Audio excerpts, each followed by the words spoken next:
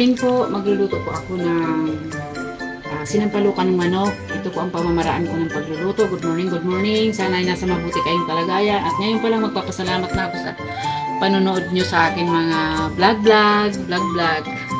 Charot. Ayan, luya. Asin. Pamintang buo po. Dahon laurel. Pantanggal po ng amoy sa mga paa. Tatakpan ko po siya para kumulo. Pag kumulo po, ilalagay ko na po yung mga paa ng manok. A few moments later. Ito po yung mga paa ng manok na nalinisan ko na. Ulitin ko, hindi paa ng tao, paa ng manok.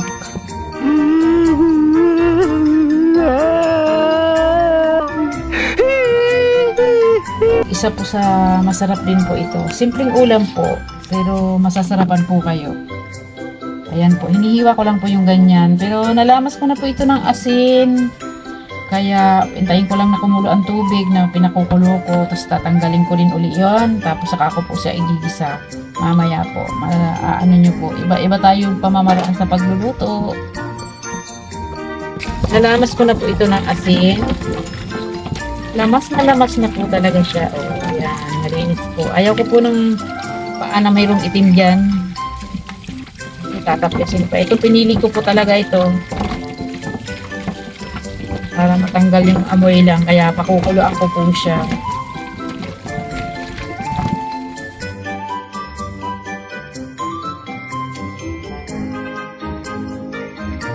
Ito po, buksan ko na po yung pinakulo kong tubig. Ilalagay ko na po itong mga paa ng manok. Tapos tatanggalin ko din po siya mamaya bago ko siya isanggot siya. Tatanggalin ko lang ng mga amoy-amoy.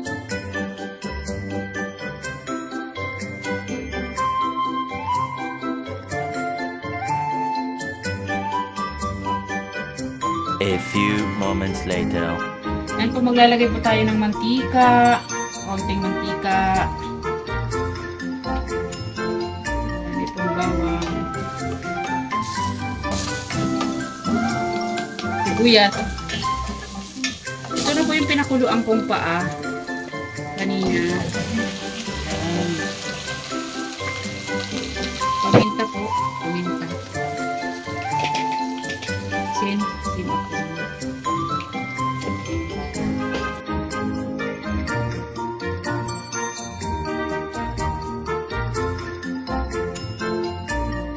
Sumbutsa ko na po. Lalagyan ko na po siya ng tubig. Ayan, para lumambot.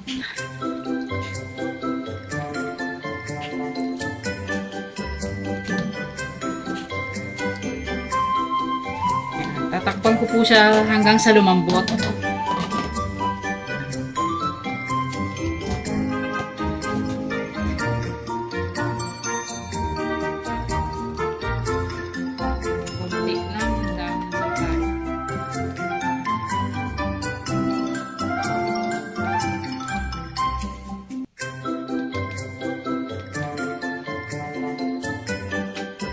A little longer than a few minutes later.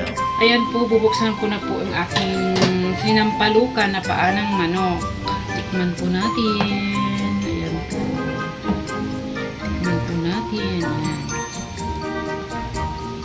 Oops.